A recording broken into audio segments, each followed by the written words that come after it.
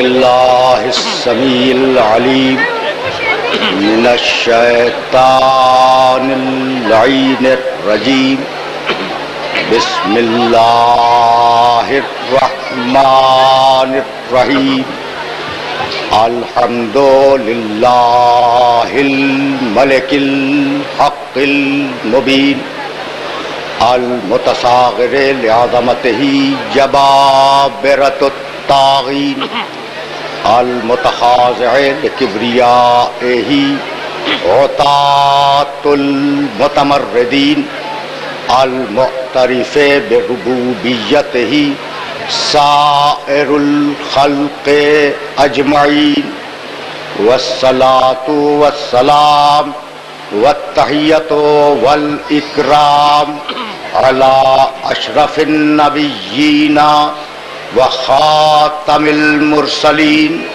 سیدنا و مولانا ابی القاسم محمد وأهل بيته الطيبين الطاهرين المعصومين المظلومين أما بعد فقد قال الله سبحانه وتعالى في محكم كتابه المبين بسم الله الرحمن الرحيم يسبح لله ما في السماوات وما فی الارض الملک القدوس العزیز الحکیم هو الذی بعث فی الامیین رسولا منہم یتلو علیہم آیاتہ ویزکیہم ویعلمہم الکتاب والحکمہ وإن كانوا من قبل لفی ضلال مبین وآخرین منہم لما يلحقوا بهم وهو العزيز الحكيم صلوات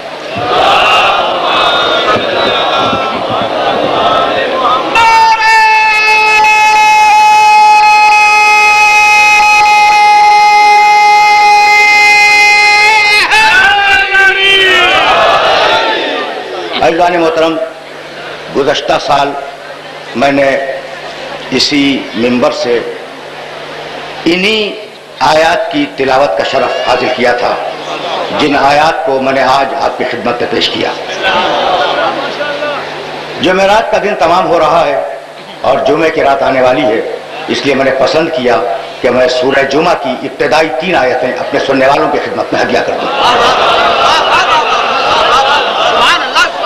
سورہ جمعہ کے آغاز میں پروردگار عالم نے یہ ارشاد فرمایا کہ یسبح للہ ما فی السماوات و ما فی الارض، کائنات کا ذرہ ذرہ اللہ کی تسبیح کر رہا ہے۔ یہ اللہ ہے کون؟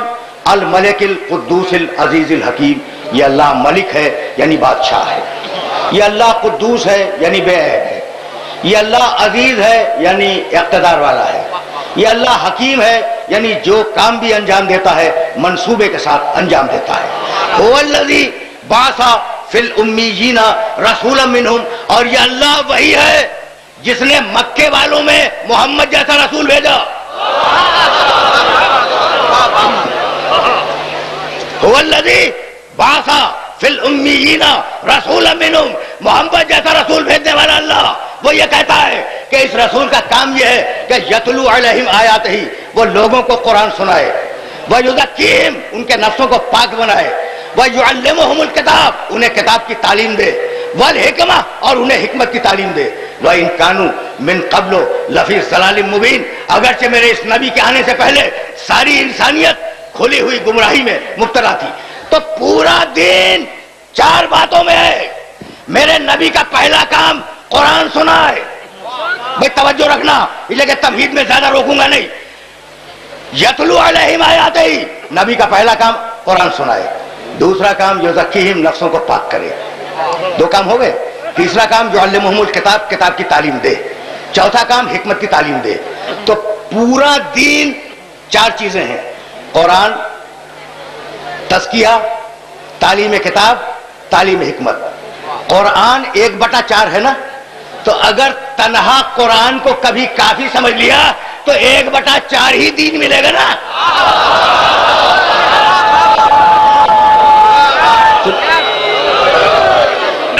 سنتے جاؤ.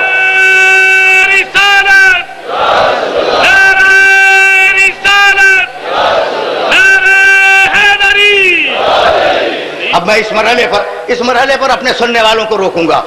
اور کل شب میں کہاں تقریر کر رہا تھا؟ لاہور میں. ہاں میں نے وہاں ایک جملہ کہا تھا، بہت بڑا اجتماع ہے اس مقام پر، تو میرا جی چاہتا ہے کہ وہ جملہ تمہیں ہدیہ کروں کہ بھائی میرے اس خطاب سے مقصود تم نہیں ہو، تم تو میرے مانوس سننے والے ہو. تو میں اپنے مانوس سننے والوں کے وسیلے سے اپنے نامانوس سننے والوں تک قرآن کا پیغام پہنچانا چاہ رہا ہوں. سمجھ رہے ہو نا بات کو؟ اچھا، تو اللہ وہ ہے جس نے محمد جیسا رسول بھیجا، اور اس رسول کا کام یہ کہ وہ لوگوں کو آیات کی قرآن سنائے، لوگوں کے سامنے آیات کی تلاوت کرے، لوگوں کے نفسوں کو پاک بنائے، لوگوں کو کتاب کی تعلیم دے، لوگوں کو حکمت کی تعلیم دے. تو وہ قرآن سنانے والا، تم قرآن سننے والے، وہ تزکیہ کرنے والا، تم تزکیہ کروانے والے، وہ تعلیم کتاب دینے والا، تم تعلیم کتاب لینے والے، وہ تعلیم حکمت دینے والا، تم تعلیم حکمت لینے والے. نہ وہ تم جیسا نہ تم اس جیسے.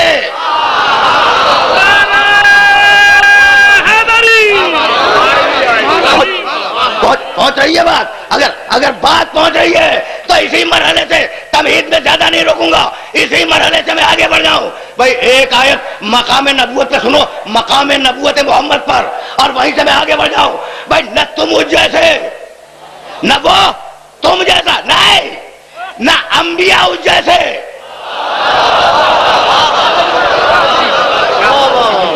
بھائی میں نے یہ جملہ مذاق میں نہیں کہا ہے، اور اس جملے کا ایک مفہوم ہے، اور وہ مفہوم اگر سمجھ میں آ گیا تو میری آج کی محنت سوارت ہو جائے گی. دیکھو دنیا میں اس وقت 5 ارب کی آبادی ہے، کوئی ہے ان میں نبی؟ بھائی نبوت ختم ہو گئی، جب نبی کیا خاک آئے گا؟ اچھا جب نبوت جاری تھی تو کیا سب نبی تھے؟ نہیں، اللہ نے ساری انسانی مخلوق میں سے منتخب کیا ہے 1,24,000 نبیوں کو. بھئی یہی تو ہے، سب تو نبی نہیں بنائے. تو ساری انسانیت میں سے کتنے منتخب کیے؟ 1,24,000 نبی. اور ان 1,24,000 نبیوں میں سے اللہ نے منتخب کیے 313 رسول جو ہدایت کریں، پیغام پہنچائیں. اور ان 313 رسولوں میں سے اللہ نے منتخب کیے 5 اولو العزم، نوح، ابراہیم، موسیٰ، عیسیٰ، محمد رسول اللہ. یہ وہ لوگ ہیں جو نئی شریعتیں لائے. تو 1,24,000 انبیاء سارے انسانوں میں سے منتخب کیے، 313 رسول نبیوں میں سے اٹھائے. ان 313 رسولوں میں سے 5 اولو العزم اٹھائے، اور 5 اولو العزموں میں سے ایک خاتم النبیین اٹھایا. بھائی اب فیصلہ تم سے کرواؤں گا کہ سارے انسان نہیں کہہ سکتے کہ ہم نبیوں جیسے، نبی یہ نہیں کہہ سکتے کہ ہم رسولوں جیسے، رسول یہ نہیں کہہ سکتے کہ ہم اولو العزموں جیسے، اور اولو العزم یہ نہیں کہہ سکتے کہ ہم محمد جیسے. تو جب اولو العزم محمد جیسے نہ بن سکے تو یہ ملا محمد جیسے کیسے بن جائے گا؟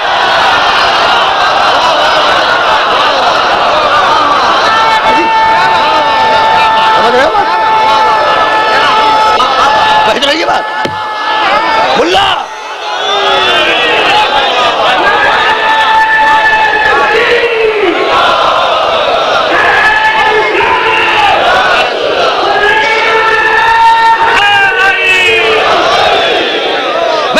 ملا کا عقیدہ اور ہے، قرآن کا عقیدہ اور ہے. نہیں بھائی میں لفظ بدل دوں. کل رات میں نے ایک جملہ کہا لاہور میں کہ میرا نبی آیا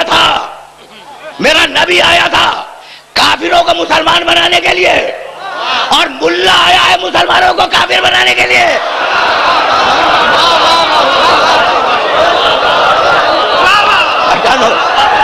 پہچانا؟ اچھا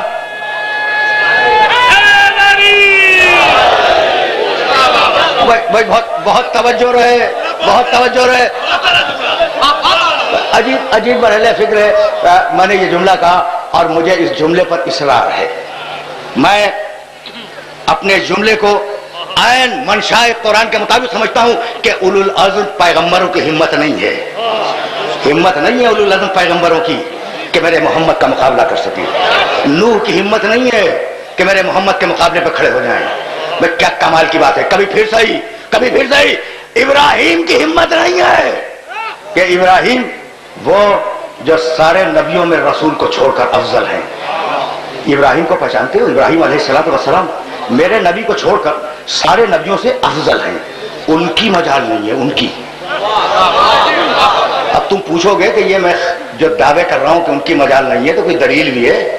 تو اب دلیل قرآن سے سن لو. بڑا پڑھا لکھا اور بڑا بیدار مجمع بیٹھا ہے تو خدا کی قسم آف دا ریکارڈ. اب یہ موضوع میرے اس وقت کے ایجنڈے میں شامل نہیں تھا، لیکن ذرا ابراہیم اور رسول کا موازنہ سنتے جاؤ. رب ارینی کیف تحیی الموتی، سورہ بقرہ کے آخر میں ہے. ابراہیم نے دعا کی کہ مالک مجھے دکھلا دے کہ تو مردوں کو کیسے زندہ کرتا ہے. ذرا اطمینان سے سننا خدا کی قسم. اس مرحلے پر تمہیں روک کے جملہ کہوں گا. رب ارینی کیف تحیی الموتی، ابراہیم کی دعا، پروردگار مجھے دکھلا دے کہ تو مردوں کو کیسے زندہ کرتا ہے. قال اولم تؤمن، کہا ابراہیم، اللہ نے کہا ابراہیم تمہیں ایمان نہیں ہے؟ دیکھو اللہ کا لہجہ بدل گیا. یعنی عجیب بات یہ کہ قرآن میں الفاظ تو ہیں، لہجہ نہیں ہے، اور لہجے سے لفظ کے معنی معین ہوتے ہیں. قرآن میں الفاظ ہیں، لہجہ نہیں ہے، تو کوئی غلط معنی بھی لے سکتا تھا. اسی لیے میرے محمد نے کہا کہ اکیلا قرآن نہیں چھوڑوں گا جب تک آل محمد کے لہجے کو ساتھ میں نہ چھوڑوں.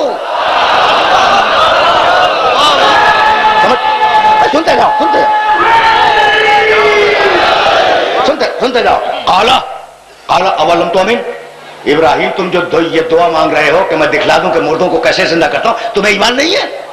قال بلا، گھبرا گئے ابراہیم، کہنے لگے مالک ایمان تو ہے، ولکن لیطمئن قلبی، میرے قلب میں اطمینان نہیں ہے.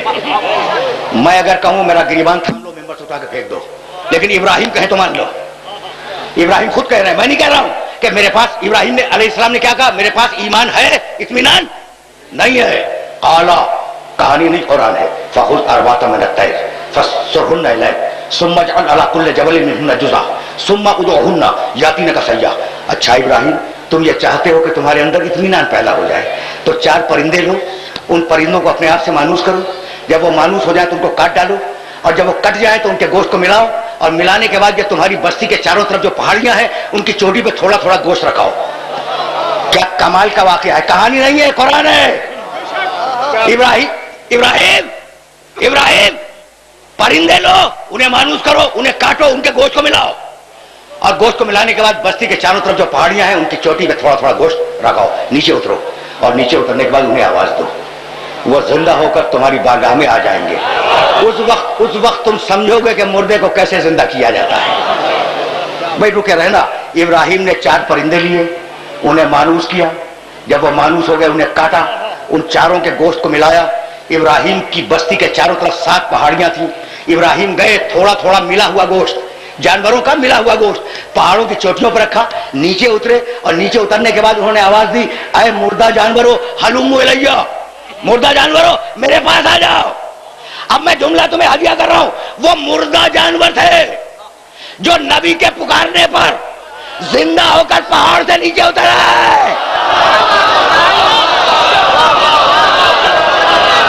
قرآن ہے، قرآن ہے، قرآن ہے،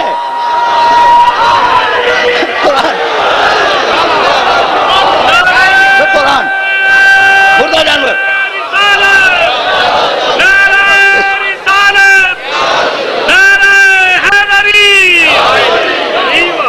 یہ تو قرآن ہے نا کہ وہ مردہ جانور نبی کے پکارنے پر زندہ ہو کر پہاڑ سے نیچے اتر آئے.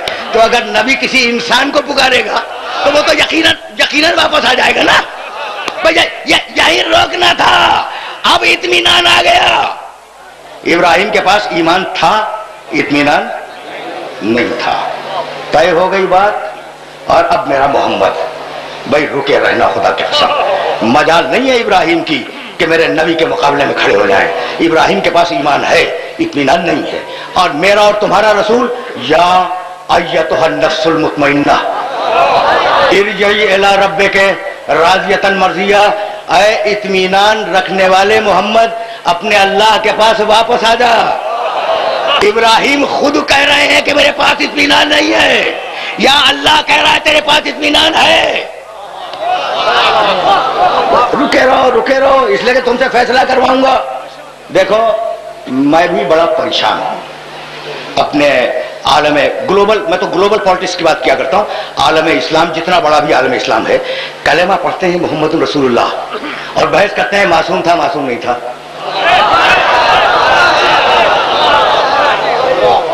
کیا یہ بحث نہیں ہے کہ رسول زندہ ہے یا زندہ نہیں ہے؟ بحث ہے نا، ہے؟ اچھا عصر کی اذان ہو گئی ہے؟ ہوگی، ہو گئی؟ سنی اذان، اشہد ان محمدن رسول اللہ۔ وہ مؤذن اللہ اسے زندہ رکھے، مؤذن کیا کہہ رہا ہے کہ اشہد ان محمدن رسول اللہ، میں گواہی دیتا ہوں کہ محمد اللہ کے رسول تھے لیکن انتقال فرما گئے ہیں۔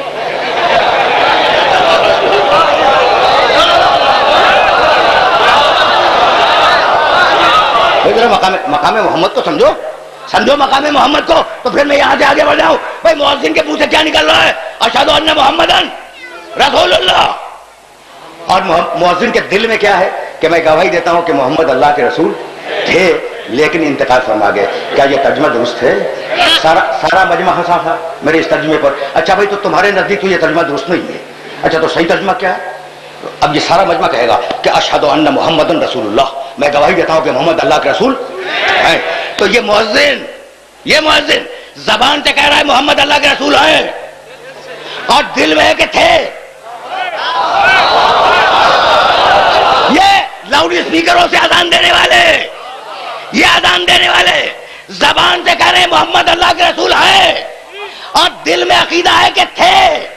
جہاں زبان اور دل میں اختلاف ہو جائے اس کا نام اسلام نہیں ہے، منافقت ہے۔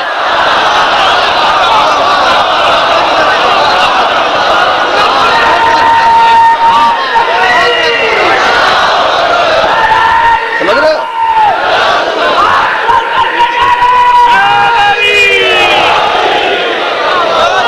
عجیب ہے، عجیب لوگ ہیں۔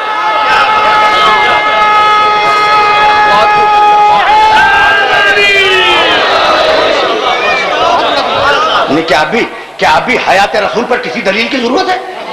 بھئی یہ خدا کی قسم عجیب دوہرے معیار والے لوگ ہیں، یہ عجیب دوہرے معیار کے لوگ ہیں۔ نعوذ باللہ رسول مر گیا۔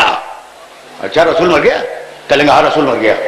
اچھا بھئی رسول تو مر گیا لیکن شہید زندہ ہے یا مردہ؟ رکوں گا نہیں، میں تو آگے بڑھنا چاہ رہا ہوں اور پھر حضرت ابراہیم علیہ السلام کی آیت تک جاؤں گا۔ لیکن یہ جو نوجوان دوست دائیں بائیں بیٹھے ہوئے نا، ان کے چہرے میں دیکھ رہا ہوں تو فیصلہ ہو جائے، ہر گلی کوچے میں فیصلہ ہو جائے کہ رسول زندہ یا رسول مردہ، فیصلہ ہو جائے۔ اچھا تو نعوذ باللہ کہنے والوں نے کہا نہیں رسول زندہ نہیں۔ اچھا چھوڑو زندہ ہے یا نہیں، وہ میرا موضوع نہیں، شہید زندہ ہے یا نہیں؟ زندہ ہے۔ اچھا اس کو تو سب مانتے ہیں کہ شہید زندہ ہے۔ میں نے کہا بھائی کیوں مانتے ہو؟ کہا قرآن میں 2 جگہ لکھا ہے کہ شہید زندہ ہے۔ ٹھیک، اچھا میں نے بھی مان لیا کہ شہید زندہ ہے۔ اچھا میں نے پوچھا ہاتھ جوڑ کے ملا سے کہ بھائی شہید کہتے کسے ہیں؟ کہنے لگا جو رسول اللہ کے حکم پہ گردن دے دے وہ شہید ہے۔ تو میں نے ہاتھ جوڑ کے کہا کہ جو رسول کے ایک حکم پہ عمل کر لے وہ تو زندہ ہو، اور خود رسول مر جائے، یہ کون سا اسلام ہے؟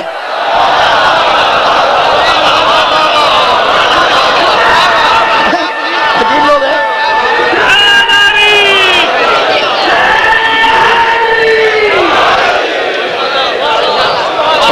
پہنچ رہا ہے پیغام مقام نبوت کے سلسلے میں۔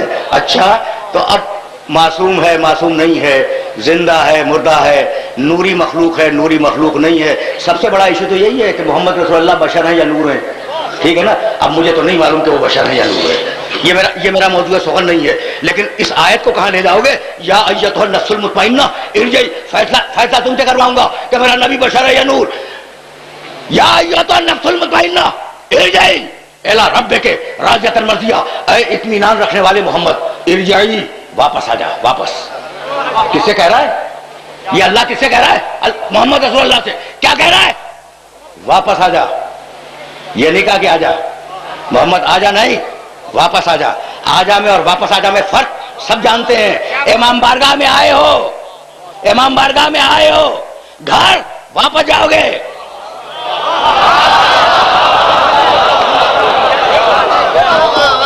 امام بارگاہ میں آئے ہو، امام بارگاہ میں واپس نہیں آئے، امام بارگاہ میں آئے ہو، گھر جاؤ گے واپس جاؤ گے۔ اللہ نے پیغمبر سے یہ نہیں کہا کہ حبیب تو آ جا، نہیں نہیں نہیں، آ جا نہیں، واپس آ جا۔ یہ واپس بتلا رہا ہے کہ محمد کا گھر زمین پہ نہیں ہے، یہ واپس بتلا رہا ہے کہ میرے نبی کا گھر زمین پہ نہیں ہے، اس کا وطن ہے عرش الہی۔ تو اب بیعت نہ کرو کہ وہ خاکی تھا یا نوری، بھائی وہ عرش کا رہنے والا ہے، اگر وہاں خاک ہوگی تو خاکی ہوگا، اگر وہاں نور ہوگا تو نوری ہوگا۔ سمجھ رہے ہو؟ سنتے جاؤ۔ چاہ رہا ہوں کہ آج مقام ختم نبوت سے روشناس کرا دوں، تو میرے ساتھ آہستہ آہستہ چلتے رہنا۔ سب سے بڑا ایشو تو یہی ہے کہ محمد رسول اللہ کو کیسا مانا جائے، تو بھئی ویسا مانو جیسا قرآن بتلا رہا ہے۔ قرآن مجید نے ابراہیم کا مقام بھی بتلایا، میرے نبی کا مقام بھی بتلایا، اور قرآن مجید نے آواز دی جاؤ دیکھنا۔ میں نے کہا نا کہ اولو العزم پیغمبر میرے نبی کے مقابلے پہ کھڑے نہیں ہو سکتے، تو کیا بھول گئے؟ اذهب الى فرعون انه طغى، سورہ طٰہٰ قرآن مجید کا 20واں سورہ۔ اور یہ میری ایک خواہش ہے کہ یہ جو آیتیں پڑھ رہا ہوں مجلس کے اختتام کے بعد حوالے نوٹ کرو، اور جانے کے بعد ترجمے والے قرآنوں میں دیکھنا کہ میں نے کہیں ترجمے میں ڈنڈی تو نہیں مار دی۔ یعنی ضروری ہے، ضروری ہے۔ اور ظاہر ہے کہ جب سے یہ طے کیا ہے بزرگوں نے کہ قرآن کافی ہے، تو ہم نے بھی کہا کہ دلیل قرآن ہی سے دیں گے، حدیث سے نہیں دیں گے۔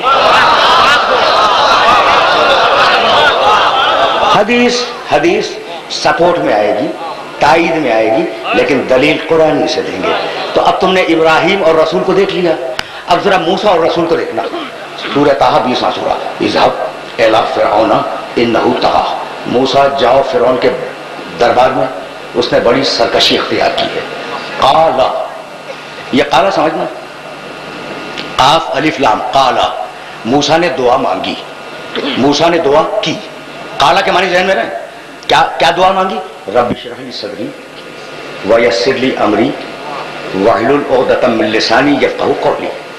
پروردگار، موسیٰ نے دعا مانگی، پروردگار میرے سینے کو کھول دے، میرے کام کو آسان بنا دے، میری زبان کی گتھیوں کو کھول دے تاکہ لوگ میری بات ٹھیک ٹھیک سمجھ سکیں۔ سن رہے ہو نا موسیٰ کی دعا؟ وَاجْعَلْ لِي وَزِيرًا مِنْ أَهْلِي، اور پروردگار میرے خاندان سے اور میرے اہل سے مجھے ایک وزیر دے دے۔ ہارون آخی، اس کا نام ہارون ہے اور وہ میرا بھائی ہے۔ سن لیا تم نے؟ آرام سے سن لیا۔ سورہ طٰہٰ 20واں سورہ، پیراگراف یاد رکھو گے، لیکن نہیں، اب نوجوان دوستوں کے لیے لفظ لفظ الگ کر رہا ہوں۔ وجعل، بنا دے، لی میرے لیے، وزیرن، ایک وزیر، من اہلی، جو اہل بھی ہے میرے خاندان سے بھی ہے، اس کا نام ہارون، رشتہ وہ میرا بھائی ہے۔ تو موسیٰ کیا کہہ رہے ہیں؟ مالک وہ اہل ہے، وہ میرے خاندان سے ہے، اس کا نام ہارون ہے، وہ رشتے میں میرا بھائی لگتا ہے، مالک اسے تو اسے میرا وزیر بنا دے۔ تو میں ہاتھ جوڑ کے حضرت موسیٰ علیہ السلام سے کہہ رہا ہوں کہ موسیٰ، نام بتلا رہے ہو، رشتہ بتلا رہے ہو، اہلیت کی گواہی دے رہے ہو، تو خود کیوں نہیں بنا لیتے؟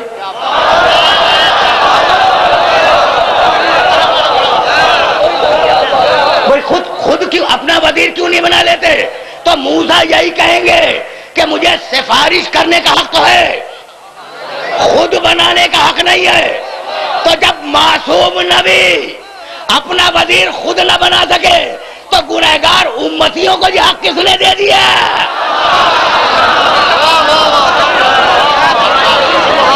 سمجھ رہے ہو بات کو؟ اچھا بھائی، رکے رہو، اس لیے کہ اب مقام ختم نبوت کی آیت پڑھوں گا اور تمہاری خدمت میں جملہ ہدیہ کروں گا، لیکن موسیٰ کی یہ دعا ذہن میں محفوظ رہے۔ موسیٰ جاؤ فرعون کے دربار میں۔ قالا کے معنی ابھی میں نے کیا بتلایا؟ موسیٰ نے کہا، موسیٰ نے دعا کی، یہ ذہن میں رکھنا۔ وجعل، بنا دے، لی میرے لیے، وزیرن، ایک وزیر، من اہلی، میرے خاندان سے، ہارون، نام اس کا ہارون ہے، اخی، وہ میرا بھائی ہے۔ یہ سب لفظ میں نے اس لیے الگ الگ کیے ہیں کہ تم انہیں اپنے ذہنوں میں محفوظ کر لو. یہ ہے مقام موسیٰ علیہ السلام کا. اور اب وہ آیت پڑھوں گا جو ہزاروں مرتبہ تمہیں سنی ہے. قال، قالا نہیں، قال رب ادخلنی مدخل صدق واخرجنی مخرج صدق واجعل لی من لدنک سلطانا نصیرا. رکے رہو خدا کی قسم. اب تو آیا ہوں میں اس آیت مبارکہ پر، اور زیادہ اس آیت مبارکہ پہ تمہیں نہیں روکوں گا، لیکن اب جو میں ترجمہ کروں گا اس ترجمے کو ذہن میں رکھنا. قال، حبیب دعا مانگ. موسیٰ کے لیے کیا تھا؟ قال، موسیٰ نے دعا مانگی. قال، حبیب دعا مانگ. رب ادخلنی مدخل صدق، مالک مجھے سچائی کے ساتھ مدینے پہنچا دے. واخرجنی مخرج صدق، اور مالک مجھے سچائی کے ساتھ مکے سے باہر نکال دے. ہجرت کے وقت آئے تھے. وجعل، بنا دے، لی میرے لیے، من لدن کا اپنے پاس سے، سلطانن ایک طاقتور انسان، نصیرہ مدد کرنے والا. قل، حبیب دعا مانگو. موسیٰ نے اپنی مرضی سے دعا مانگی، ٹھیک ہے نا؟ اور یہاں اللہ کا حکم ہے حبیب دعا مانگو. اچھا، اب میں مالک سے پوچھ رہا ہوں کہ پروردگار تجھے تو معلوم ہے نا کہ تیرے حبیب کو ایک مددگار کی ضرورت ہے، تو دے دے. یہ زبردستی کیوں کہ دعا مانگو جب دوں گا. دعا مانگو، یہ دعا کیوں منگوا رہا ہے؟ کہا یہی تو بتلانا تھا کہ یہ وہ رسول ہے جو اپنی مرضی سے دعا تک نہیں مانگتا. تو جو رسول اپنی مرضی سے دعا تک نہ مانگے، کیا دین کو تمہاری مرضی پہ چھوڑ کے چلا جائے گا؟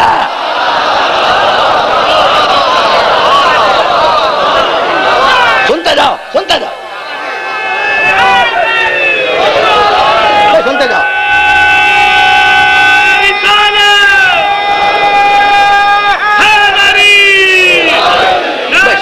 سنتے جاؤ.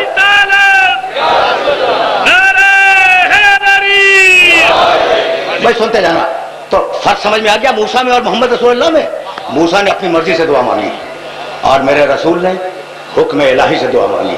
لیکن ایک جملہ کہہ رہا ہوں اور پڑھے لکھے مجمع کو یہ جملہ ہدیہ کر رہا ہوں. بھائی کس نے انکار کیا ہے یا اللہ مدد سے؟ آج تک کسی نے انکار کیا نہیں کیا. بھائی ایاک نعبد و ایاک نستعین، مدد اللہ کی، کسی نے انکار دنیا میں نہیں کیا. لیکن ہم یہ نہیں کہتے کہ صرف یا اللہ مدد، یا رسول اللہ مدد بھی، یا علی مدد بھی.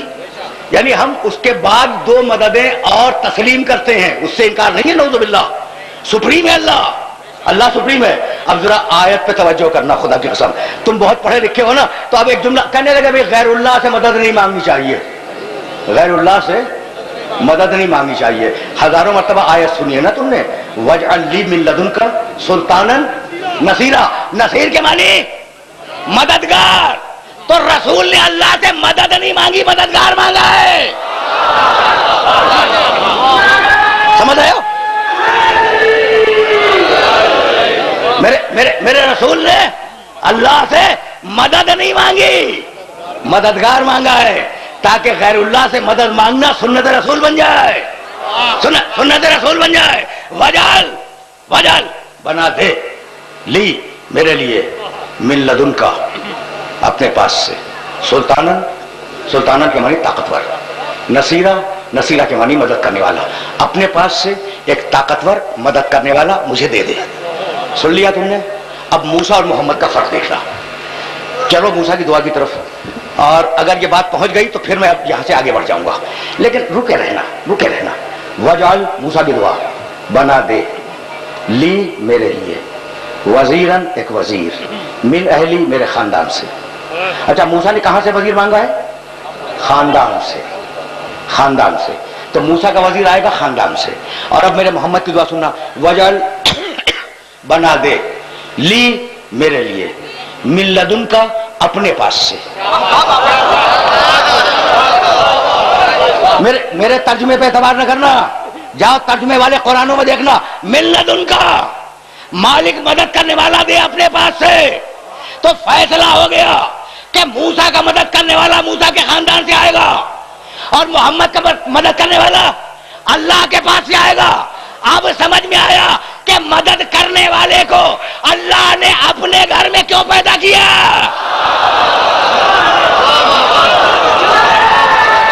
توجہ رہے.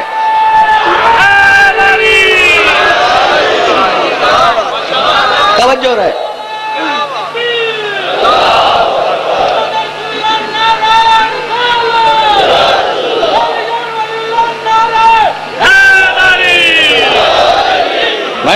मैंने अपने सुनने वालों को ज़हमत दी, लेकिन मकाम मोहम्मद अरबी को समझते जाओ। भाई जितनी बड़ी नबूवत होगी उतनी ही बड़ी बेदारत होगी। अगर नबूवत मोहम्मद समझ में आ गई तो अली की बेदारत भी समझ में आ जाएगी। और अब यही रोकूंगा अपने सारे सुनने वालों को।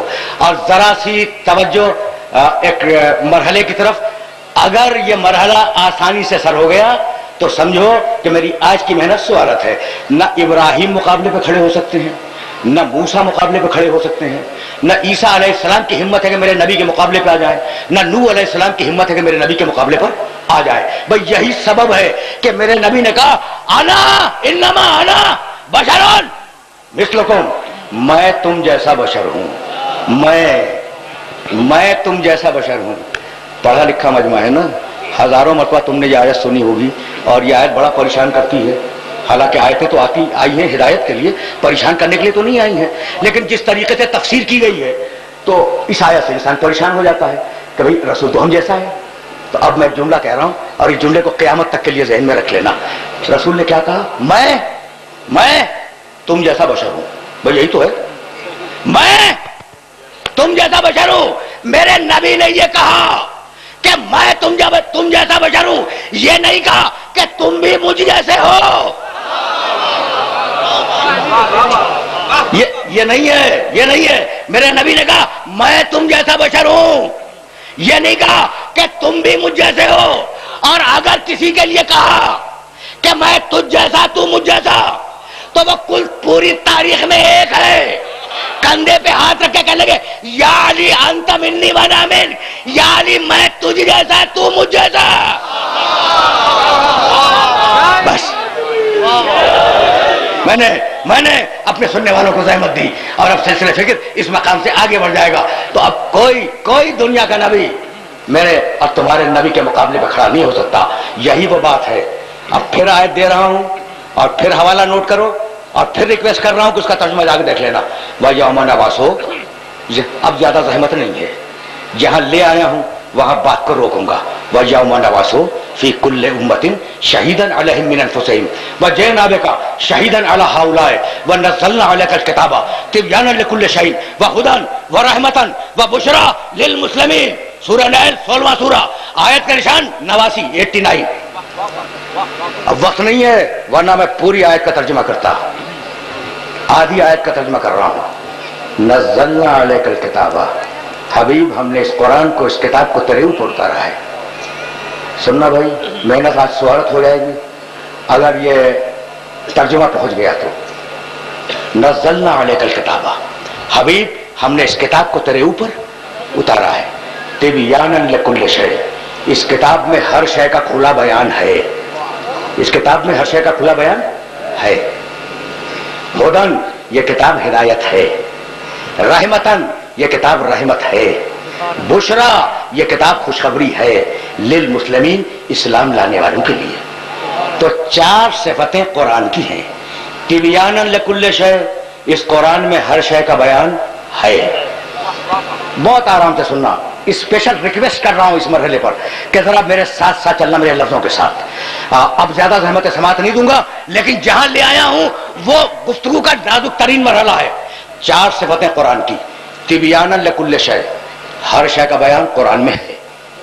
हुदन, यह कुरान हिदायत है। 2 सिफतें हो गई।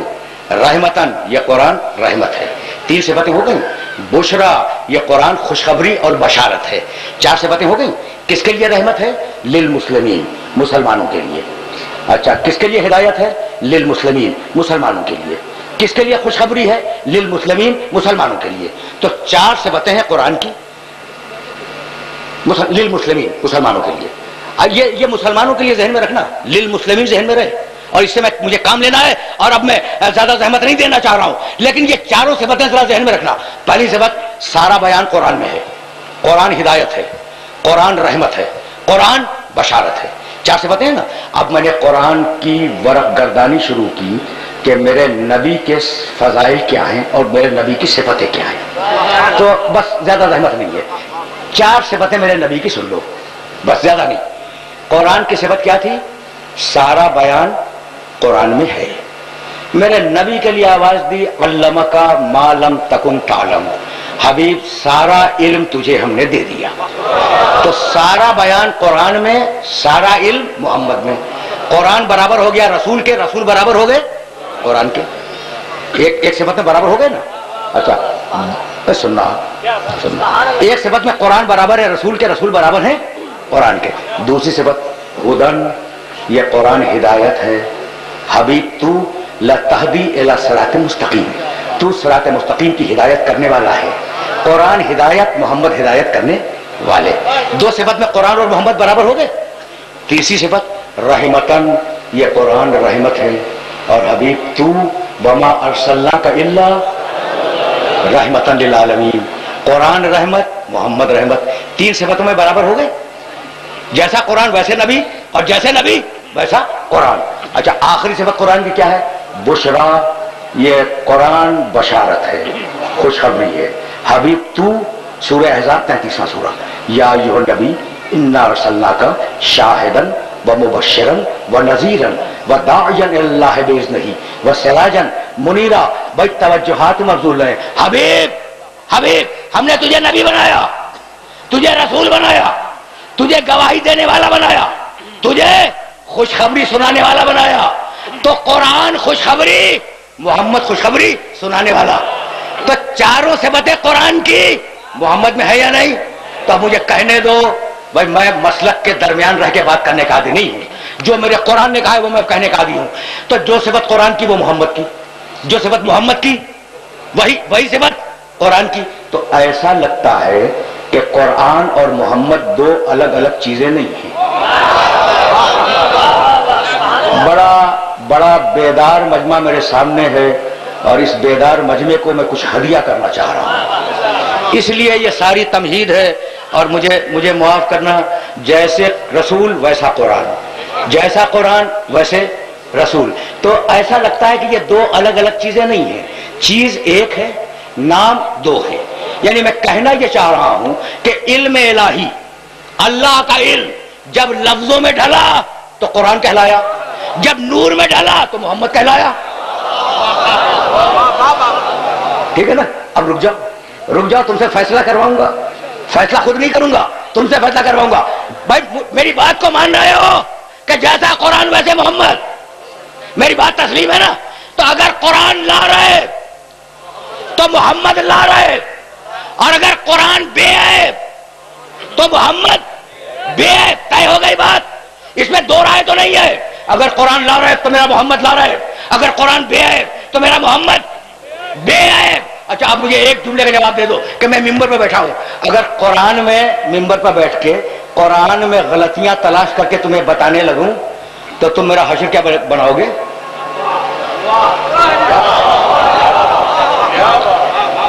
پورے آخری سننے والے جب میرا میسج پہنچے گا، جب میں اس جملے کو دہراؤں گا. بھائی مجھے بتلاؤ کہ جیسا قرآن ویسے محمد، جیسے محمد ویسا قرآن. قرآن بے ہے، محمد بے ہے. اب اگر میں ممبر سے قرآن میں غلطیاں تلاش کروں اور کہوں نعوذ باللہ یہ غلطی ہے، یہ غلطی ہے، یہ غلطی ہے، تو یہ سارا مجمع مجھے کافر کر کے امام بارگاہ سے باہر کر دے گا. تو میں اگر قرآن میں غلطیاں تلاش کروں تو میں کافر ہو جاؤں، اور ملا اگر محمد میں غلطیاں تلاش کرے تو اسے مدرسے میں شیخ الحدیث بنا کے بٹھا دو.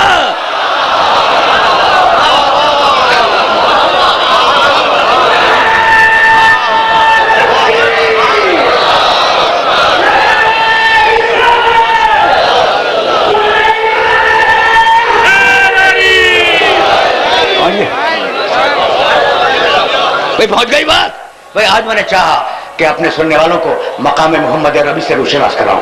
تو اب آج کی گفتگو یاد رکھو گے نا؟ بہت پڑھے لکھے ہو. اذان کی آواز آ رہی، عصر کی اذان. اذان کی آواز کا احترام ضروری ہے.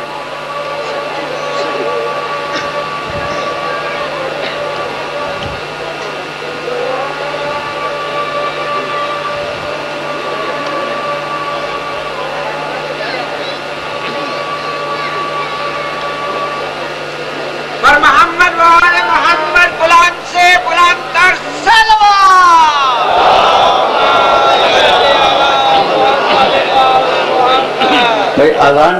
مرتبہ بھی ذہن میں رکھنا، اب وہ کسی بھی فرقے کی اذان ہو وہ ایک ہی قسم کی، ذرا سا کہیں اضافہ ہو گیا، کوئی کمی ہو گئی، شروع میں کیا ہے اللہ اکبر 4 مرتبہ، پھر اشہد ان لا الہ الا اللہ 2 مرتبہ، پھر اشہد ان محمد رسول اللہ، ٹھیک ہے نا؟ تو پہلے اللہ کی بڑائی کا اعلان، پھر خدا کی توحید کا اعلان، پھر محمد کی رسالت کا اعلان، پھر حی علی الصلاۃ نماز کے لیے آؤ، حی علی الفلاح نماز کے لیے آؤ، بھائی یہ ٹھیک ہے نا؟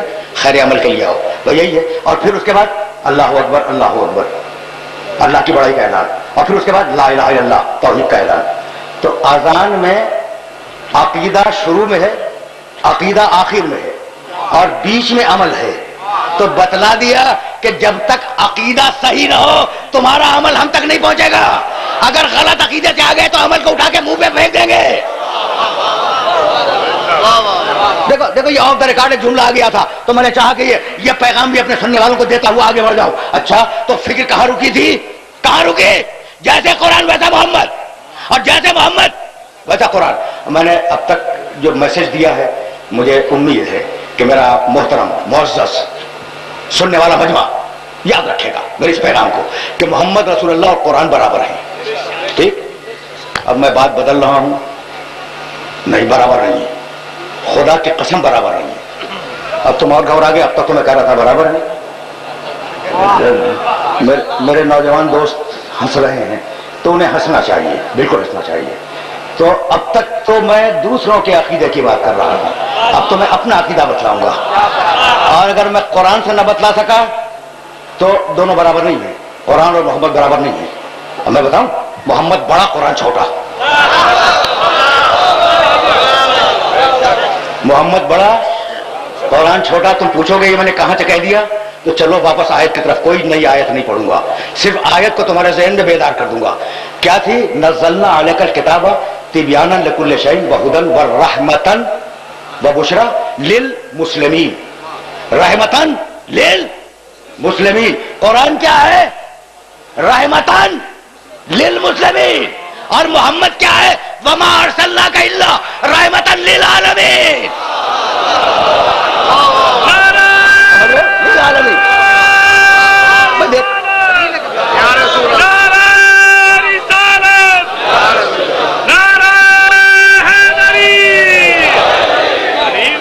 یاد رکھو گے میرے اس جملے کو، یاد رکھو گے کہ قرآن چھوٹا ہے، میرا نبی بڑا ہے۔ قرآن ہے رحمتن للمسلمین، رحمت ہے مسلمانوں کے لیے، میرا نبی ہے رحمتن للعالمین، رحمت ہے سارے عالمین کے لیے۔ تو میں پھر دوہرا رہا ہوں، قرآن چھوٹا، میرا نبی بڑا۔ تو اب جو میرے نبی کی مسند پر آئے گا کیا وہ قرآن سے چھوٹا ہوگا؟ بھائی میں کسی اور کی طرف کیوں جاؤں؟ میں کسی اور کی طرف نہیں جاؤں گا، میں تو صرف ایک مثال دوں گا۔ بھائی 6,500 آیتیں آئیں میرے نبی پر، قرآن کی 6,500 آیتیں آئی ہیں نا۔ بھائی کسی آیت کے آنے پر میرا نبی کھڑا ہوا، بڑا پڑھا لکھا مجمع میرے سامنے بیٹھا ہوا ہے، کیا اب بھی نہیں پہنچے؟ تو پورا قرآن آ گیا، کسی آیت کے لیے میرا نبی نہیں کھڑا ہوا، لیکن تاریخ گواہ ہے کہ جب بھی سیدہ آئی میرے نبی کو کھڑا ہونا پڑا۔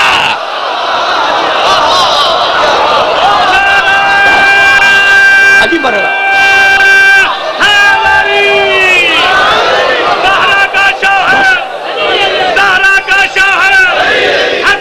عجیب بن رہا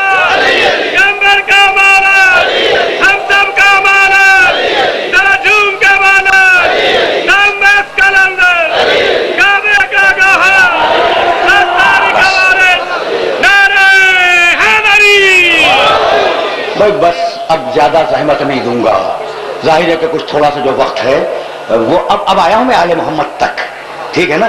تو بھائی اب ایک جملہ اور سنتے جاؤ، اور وہ جملہ یاد رکھنا، وہ جملہ تمہیں ہدیہ کر رہا ہوں اور تمہارے سوچنے کے لیے کافی ہوگا۔ تو اب قرآن کی کسی آیت کے لیے میرا نبی کھڑا نہیں ہوا، لیکن جب بھی سیدہ آئی میرا نبی کھڑا ہو گیا۔ سیدہ کو پہچان گئے؟ نہیں بھائی ایک جملہ اور سنو، اگر سیدہ کو پہچان گئے اس کا شوہر خود بخود سمجھ میں آ جائے گا، الگ سے بیان کرنے کی ضرورت نہیں ہے۔ سب جانتے ہیں بیٹی میرے گھر میں بھی ہے، بیٹی تمہارے گھر میں بھی ہے، اور سب جانتے ہیں کہ میرے نبی نے کہا تھا بیٹیاں رحمت ہیں، ٹھیک ہے نا؟ رکے رہنا، ایک جملہ کہوں گا فضیلت سیدہ میں، اور پھر ذرا سا آگے بڑھ جاؤں گا۔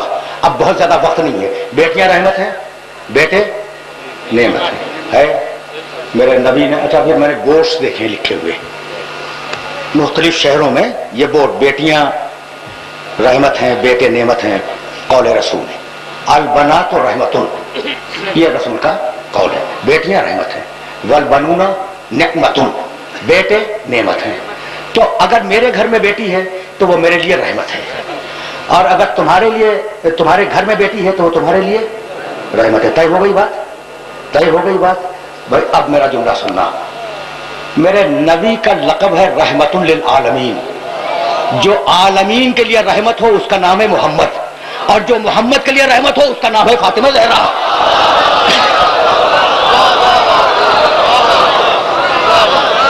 پہچانا؟ اب پہچانا فاطمہ زہرا کو. وما ارسلناک الا رحمتا للعالمین. حبیب تو عالمین کے لیے رحمت ہے, تو جو عالمین کے لیے رحمت ہو اس کا نام ہے محمد رسول اللہ, اور جو محمد رسول اللہ کے لیے رحمت ہو اس کا نام ہے فاطمہ زہرا. تو رحمت تو دے دی. بہت پڑھے لکھے لوگ میرے سامنے ہیں, اور خصوصیت سے نوجوان بڑے بیدار بیٹھے ہوئے ہیں. رحمت تو دے دی, لیکن کہنے کو بات ہو گئی کہ نعمت اٹھا لی, نعمت نہیں دی. رسول کو رحمت تو دے دی, نعمت نہیں دی. خدا کی قسم نعمت دی. کیسے کہتے ہو کہ نعمت نہیں دی؟ بھائی نعمت دی ہے داماد کی شکل میں. اب تم پھر دلیل پوچھو گے تو میں قرآن سے باہر نہیں جاؤں گا, قرآن سے باہر نہیں جاؤں گا.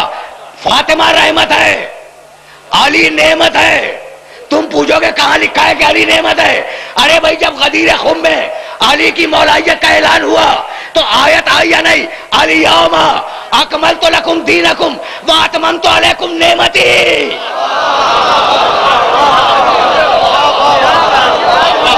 نعمت غدیر, غدیر نعمت. ولایت علی نعمت. غدیر منزل رضا رسول. جہاں ساری نعمتیں آ کے رک جائیں اس جگہ کا نام ہے غدیر. رکے رہنا خدا کی قسم. الیوم اکملت لکم دینکم, آج کے دن میں نے تمہارے دین کو مکمل کر دیا. دیکھو میرے سننے والے داہنے بائیں گردنیں بھی ہلا رہے ہیں, اور مجھ سے پہلے میرے الفاظ کو ادا کر رہے ہیں, تو ان سب سے پوچھ رہا ہوں آج کے دن میں نے تمہارے دین کو مکمل کر دیا. سوال کر رہا ہوں کل تک ناقص تھا. یا سیدھی بات کرو, کسی مرور رعایت کی ضرورت نہیں ہے. جب قرآن کہہ دے تو قرآن تو حق ہے. جب قرآن کہہ رہا کہ آج کے دن میں نے مکمل کیا, آج کے دن, آج کے دن, تو کل تک مکمل نہیں تھا. ٹھیک ہے نا؟ اچھا تو ایک جملہ تم سے پوچھنا چاہتا ہوں. اچھا بھائی قرآن نے یہ کہا کہ آج کے دن, وہ دن تمہیں معلوم ہے نا, غدیر کا دن. غدیر کے دن دین مکمل ہوا. غدیر سے پہلے 18 ذی الحجہ سے پہلے دین مکمل نہیں تھا, ناقص تھا. اچھا لایا ہے کون دین؟ محمد رسول اللہ. وہ ہے وارث دین, ہے نا, وارث دین. اچھا تو نعوذ باللہ کا وہ بھی ناقص تھے. دین دھیرے دھیرے مکمل ہوا ہے, ناقص سے کامل بنا ہے, لیکن وارث دین پہلے دن سے کامل تھا. ٹھیک ہے نا؟ دیکھو تم فیصلے کیا کرو, انتظار مت کرو کہ میں کوئی فیصلہ تمہارے سامنے رکھوں. فیصلہ خود کیا کرو. اور اتنا سطح عمومی پہ اتار رہا ہوں میں بات کو کہ نوجوان نسل کے دوستوں کے لیے قیامت تک کے لیے ایک دلیل بن جائے. ایک دلیل دے رہا ہوں, سننا بھائی. تو دین غدیر میں مکمل ہوا, اس سے پہلے ناقص تھا. وارث دین ہے محمد رسول اللہ. میں پھر سوال کر رہا ہوں, کیا وہ بھی غدیر کے پہلے ناقص تھے نعوذ باللہ اور بعد میں مکمل ہوئے؟ نبی وارث دین پہلے دن سے مکمل ہے. تو جب اللہ نے ناقص دین کے لیے وارث دین کامل رکھا ہے, تو جب دین کامل ہو جائے تو کیا ناقصوں کے حوالے کر دے گا؟ سمجھ گئے؟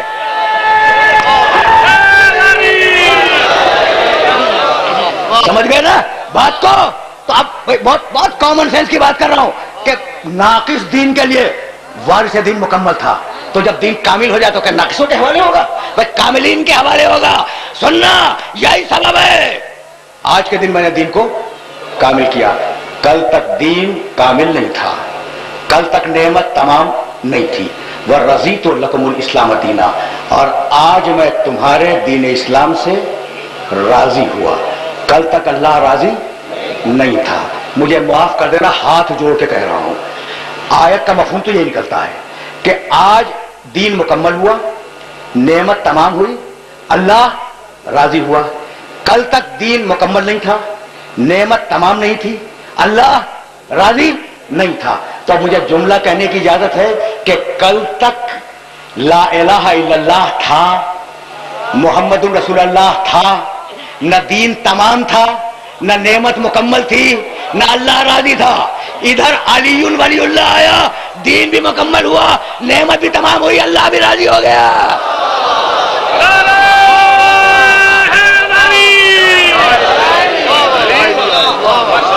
پہنچ گئی نا بات، پہنچ گئی بات۔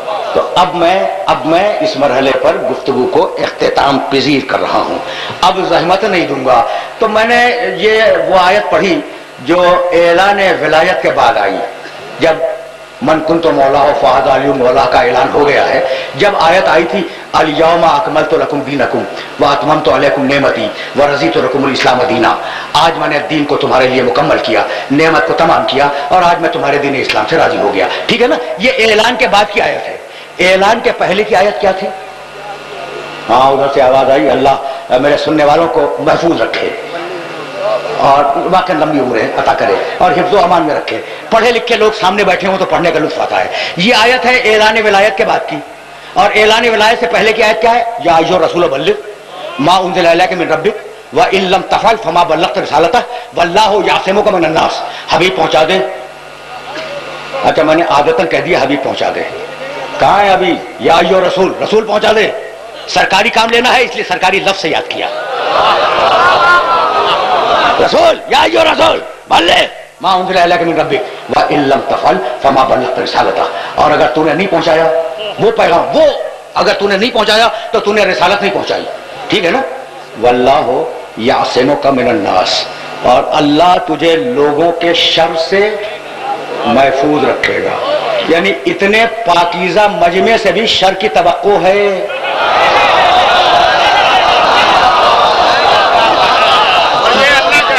اللہ کا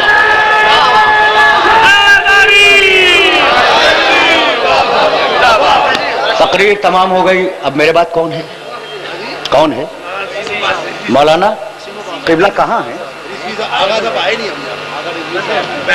اچھا ہاں، بس میں 5 دقیقے لوں گا اور اس سے زیادہ زحمت سماعت نہیں دوں گا، لیکن یہ جملہ تمہارے ذہن میں محفوظ ہو جائے۔ اچھا بھائی، واللہ یعصمک من الناس، اللہ تمہیں لوگوں کے شر سے محفوظ رکھے گا۔ ایسا پاکیزہ مجمع رسول کے ساتھ حج کر کے آ رہا ہے اور اللہ کہہ رہا ہے کہ لوگوں کے شر سے محفوظ رکھے گا، تو حاجی ہیں مگر شر کا امکان ہے۔ اچھا بھائی، اب مجھے اپنے لفظوں میں کہنے دو اور یہ جملہ ذرا محفوظ کرنا اپنے ذہنوں کے اندر۔ حبیب علی ولی اللہ پہنچا دے، اور علی ولی اللہ پہ شر ہوگا۔ آج تک ہو رہا ہے، بس قرآن نے اس دن کہہ دیا تھا، آج تک ہو رہا ہے۔ تو حبیب علی ولی اللہ پہنچا دے، اور علی ولی اللہ پہ شر ہوگا۔ رکے رہو، علی ولی اللہ پہ شر ہوگا تو اللہ تجھے اس شر سے بچائے گا۔ اچھا بھائی، اب مجھے معاف کر دینا، یہ میرے آخری جملے ہیں۔ بھائی شر تو لا الہ الا اللہ پہ بھی ہوا تھا، وہاں نہیں کہا کہ اللہ بچائے گا۔ شر کیا محمد رسول اللہ پہ نہیں ہوا؟ شر وہاں بھی ہوا تھا، اللہ نے وہاں وعدہ نہیں کیا کہ اللہ تجھے بچائے گا۔ کہتا ہے حبیب کہہ دے علی ولی اللہ، اگر شر ہوگا تو میں بچاؤں گا۔ تو مالک لا الہ الا اللہ پہ شر ہوا، تو نے بچانے کا وعدہ نہیں کیا۔ محمد رسول اللہ پہ شر ہوا، تو نے بچانے کا وعدہ نہیں کیا۔ مالک علی ولی اللہ پہ شر ہوگا تو تو بچائے گا۔ بات کیا ہے؟ تو جواب آیا کہ لا الہ الا اللہ اور محمد رسول اللہ پر جب شر ہوا تو بچانے والا علی تھا، اب علی ولی اللہ پہ شر ہوگا، بچانے والا میں ہوں۔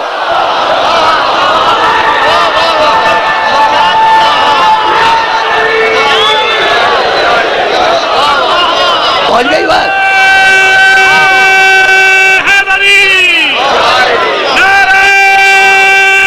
لا الہ الا اللہ محمد رسول اللہ علی ولی اللہ۔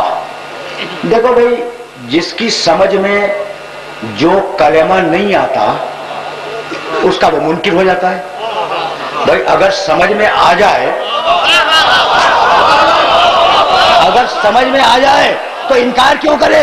ابو جہل کی سمجھ میں لا الہ الا اللہ نہیں آیا، وہ لا الہ الا اللہ کا منکر ہو گیا۔ ابو لہب کی سمجھ میں محمد رسول اللہ نہیں آیا، وہ محمد رسول اللہ کا منکر ہو گیا۔ اب میں آپ کو تاریخ کے کتنے ابو گنواؤں؟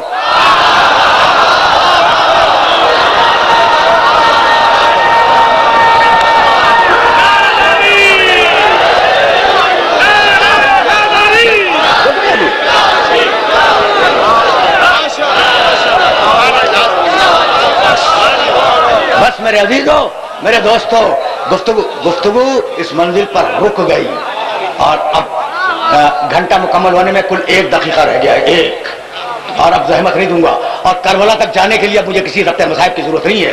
کربلا کلمے کے انکار اور کلمے کے اقرار کی جنگ ہے۔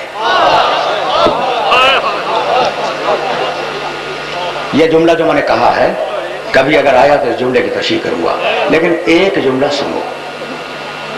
کربلا انکار کلمہ کرنے والے اور اقرار کلمہ کرنے والے، ان کے ٹکراؤ کا نام ہے، ٹھیک ہے نا؟ عباس اگر کربلا میں نہ ہوتے، میں چیلنج کر رہا ہوں، ابو الفضل جیسی شخصیت جو پیدا ہوئی تھی کربلا کے لیے، اگر نہ ہوتے پھر بھی کربلا تو ہوتی، کربلا تو ہوتی، ٹھیک ہے نا؟ شبیہ رسول علی اکبر اگر نہ ہوتے، اب فرض کرو تھوڑی دیر کے لیے مفروضہ ہے، کربلا تو ہو کے رہتی۔ حد یہ ہے کہ حسین ابن علی کی سب سے بڑی قربانی 6 مہینے کا بچہ جو عمر میں سب سے چھوٹا ہے، جو قربانی میں سب سے بڑا ہے۔ اگر اصغر کربلا میں نہ ہوتے پھر بھی کربلا تو ہوتی، لیکن ایک جملہ میرا یاد رکھو گے، اگر شہزادی زینب کربلا میں نہ ہوتی تو کربلا نہیں ہو سکتی۔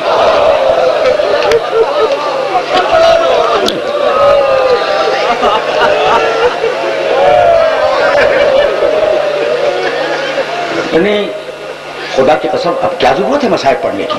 بی بی کا نام آیا لوگ پھوٹ کے روئے، عجیب شہزادی ہے،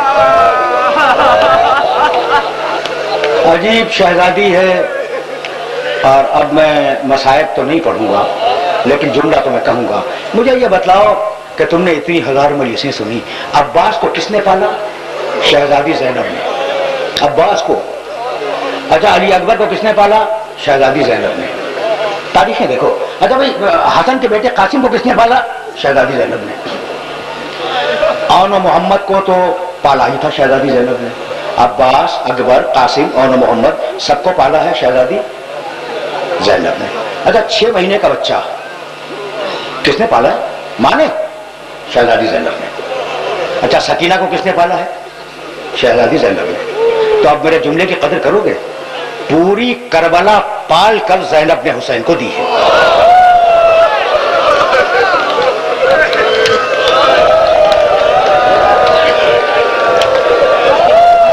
پوری کربلا۔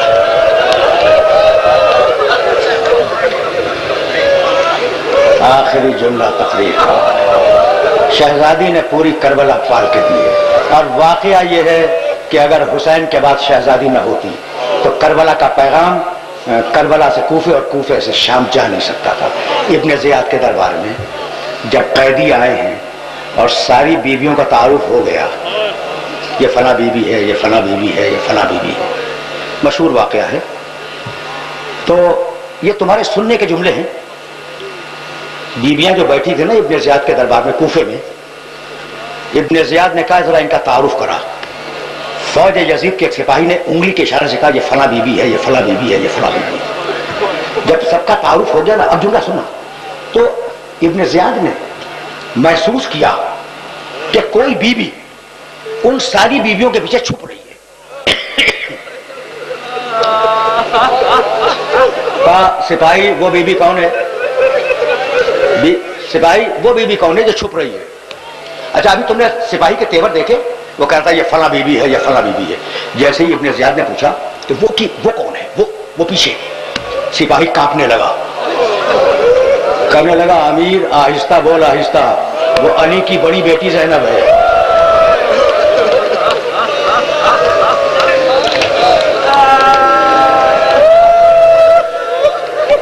امیر آہستہ بول، وہ علی کی بڑی بیٹی زینب ہے، اور امیر بڑے جلال میں ہے، ابھی کوفے کے بازار میں خطبہ دے کے آ رہے ہیں۔ ابن زیاد نے کہا سامنے سے بیویوں کو ہٹاؤ، ایک ایک لفظ مختصر سے عرض کر رہا ہوں جو کتابوں میں ہے۔ ابن زیاد نے کہا سامنے سے بیویوں کو ہٹاؤ، میں علی کی بڑی بیٹی سے بات کرنا چاہتا ہوں۔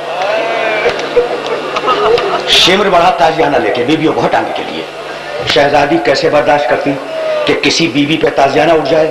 شہزادی ساری بیویوں کے پیچھے سے کھڑی ہوئی اور کہنے لگی ابن زیاد تو مجھ سے کیا بات کرنا چاہتا ہے؟ آخری جملے، بیوی کی آواز بلند ہو گئی نا دربار میں، ابن زیاد تو مجھ سے کیا بات کرنا چاہتا ہے؟ بس میری تقریر تمام ہوئی، ایک جملہ سننا۔ اس دربار میں جب بیوی کی آواز بلند ہوئی ہے تو میرے نبی کا ایک صحابی حضرت، جن کا نام ہے حضرت عبداللہ ابن عفیف کندی رضی اللہ تعالیٰ عنہ، وہ نابینا تھے اور علی کے ساتھی تھے، 90 سال سے اوپر عمر تھی۔ یہ جملے تمہیں خصوصیت کے ساتھ ہدیہ کر رہا ہوں، تم رو چکے ہو، میں طویل مصائب نہیں پڑھا کرتا۔ علی کا چونکہ پرانا ساتھی ہے تو علی کے ساتھ جنگ جمل میں تھا، علی کے ساتھ جنگ صفین میں تھا۔ میرے نبی کے اس صحابی کی ایک آنکھ جنگ جمل میں ضائع ہوئی، دوسری آنکھ جنگ صفین میں ضائع ہوئی، نابینا ہو گئے تھے، لیکن ساتھی تو تھے نا علی کے۔ جب شہزادی زینب کی آواز بلند ہوئی کہ ابن زیاد تو مجھ سے کیا بات کرنا چاہتا ہے، تو ابن عفیف رضی اللہ تعالیٰ عنہ مڑے اپنے پہلو والے کی طرف اور پوچھنے لگے کہ اے شخص کیا قیامت آ گئی؟